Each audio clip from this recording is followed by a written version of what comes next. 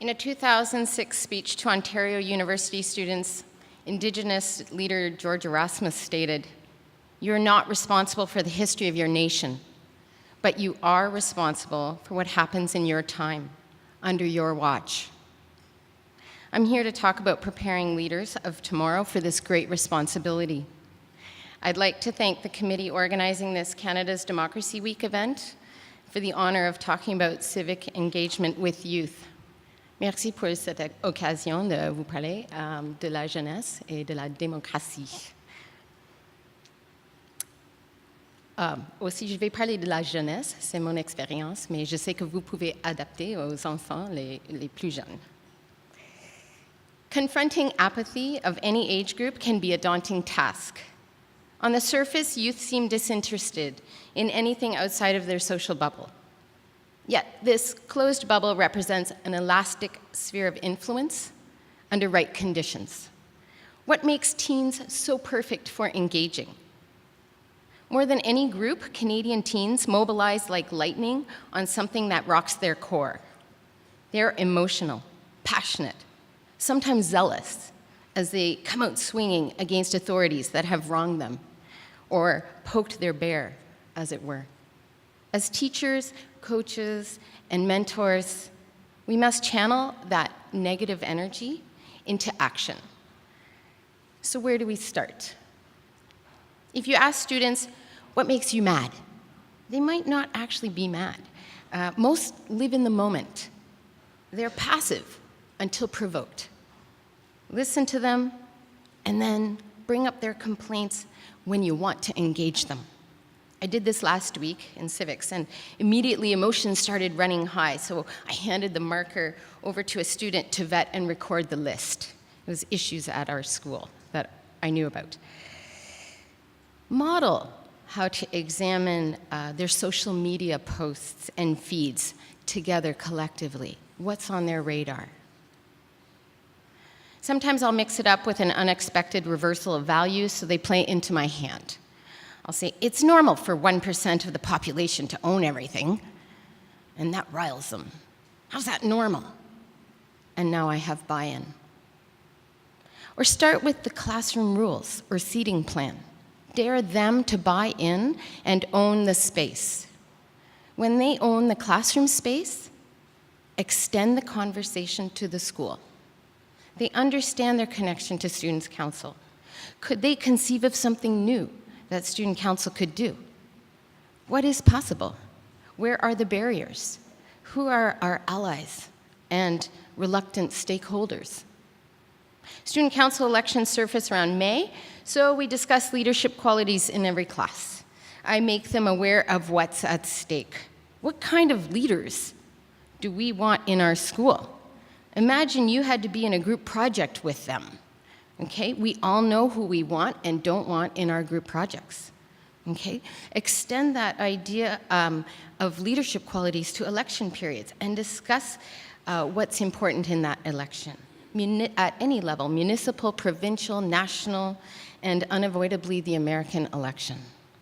And whether we like it or not, Canadian teens are fully engaged in the election south of the border.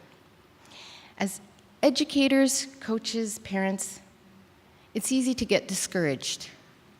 We're passionate about the world, and we place so much hope in the next generation. After years of teaching, I have the patience to believe that I am often only sowing seeds. The fruit of my labor will appear well after they leave my class and finish school. I have to believe that the seed sits there until the ground is fertile enough for the ideas to take hold and grow. An eternal optimist, I continue my social justice rants, projects, reverse psychology tricks, because I believe that something will land somewhere in their minds. Just last week, a student who graduated 2 years ago made first contact with me, asking if I had read Wab Kinu's The Reason You Walk, about residential schools. And my student remembered Wab from a grade 12 class. I would not have expected to hear from him, especially about a book. Only sometimes we get a glimpse at the blooms we have sown. Civic engagement is everywhere, not just at the polling station during student vote, and not just in the civics classroom. Youth encounter current and critical issues in every subject area, as mentioned just before me. English, geography, history, science, art, health, sports, business, math, languages, religion. Every subject teacher fosters a community in the classroom. Students have been building community since circle time in kindergarten. They find their voice during show and tell.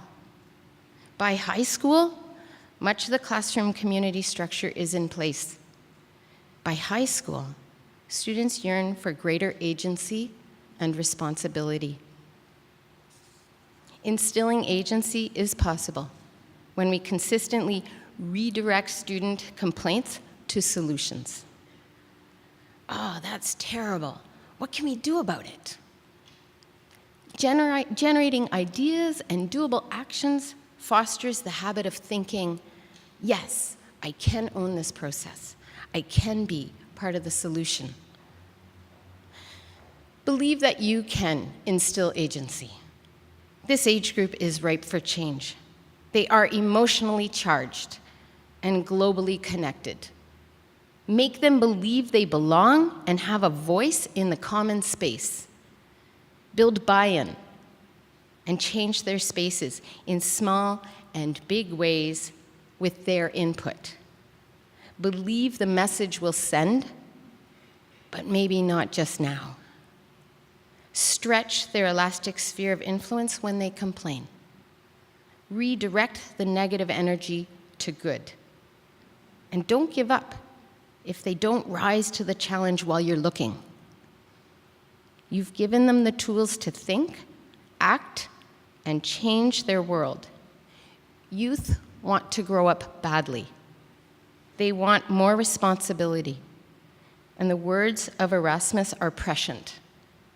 But you are responsible for what happens in your time under your watch. Let's believe in them and in us. Thank you. Merci.